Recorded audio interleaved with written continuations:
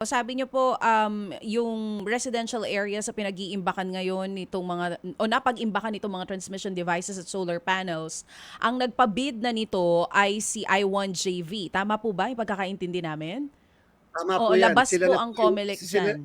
Sila na po ang responsible at kami po ay informed, pati yung Oo, local COMELEC namin tungkol sa kung nasaan na at kung oo. dumating na ba yung mga kagamitan na 'yan. In the same manner, katulad din po halimbawa naman noong mga machine. Yung pong machine, na gagamitin sa ating pagbilang, ang COMELEC po ang may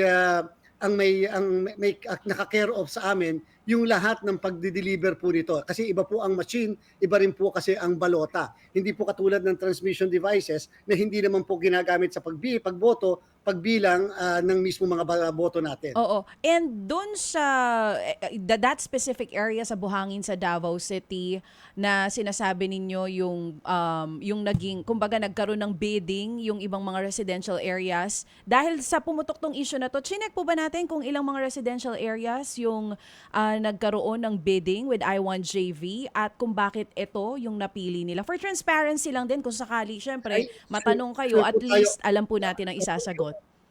Meron po kaming operation group at doon po sa operation group namin ay submitted ang lahat ng mga Good. dokumento patungkol na. Kaya nga po alam namin na meron po diyan ng mga Oo. kagamitan at hindi po kami nagulat dahil nga po reported sa amin. At Opo. in fact po, kaya nga po medyo hindi naman nakakapagtaka yung ginagawa Mm. rin po na pagre-report, tama lang naman po 'yan. Pero Mm. yung po kasi ineksakto nung mismong nag-upload ng video na kukuhanin na po kasi yung mismong mga gamit na 'yan ng truck, ng mga Mm. truck at ng mga nagde-deliver sa iba't ibang probinsya. So ibig sabihin, kung ano man po yung kadahilanan, but just the same, harapin na lang natin na naandiyan, but oras lang po kasi at kinuha na rin yung mga kagamitan na 'yan sa talagang temporary staging area lang po kasi Mm. yon. Kasi nga po wala pong malaking space o wala po Correct, kasing walang space, warehouse na tatanggap. walang warehouse na Nabanggit niyo kinagusto. nga po So, kanina. just the same, properly accounted na po 'yan kahapon. Oo. Kahit po yung mga media organizations at citizens arm na sumama mismo sa paghahatid sa mga iba't ibang probinsya at lugar kung saan intended ang mga ito. At hindi ito first time ginawa ng COMELEC sa mga areas na mahirap po yung signal na binabanggit niyo kanina? Kumbaga hindi naman 'to For first this time kaya yes, opo.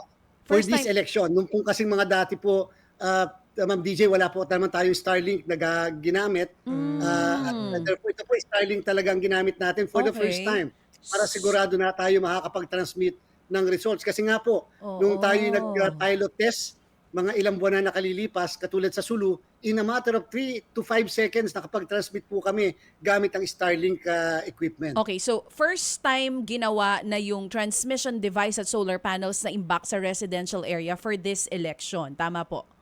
Yes po, tama Opo, po opo. kayo. So dahil sa nangyari ngayon na nabibigyan po ng kumbaga kulay ng iba, hindi po ba yung nangyaring yan, meron po ba tayong plano in the future na i-revise yung protocols ng COMELEC para sa susunod wala nang ganitong issue? Halimbawa, kung wala talagang warehouse sa isang lugar, sa isang government agency na lang, maybe na po pwede pong maimbak itong mga transmission devices and solar panels na ito?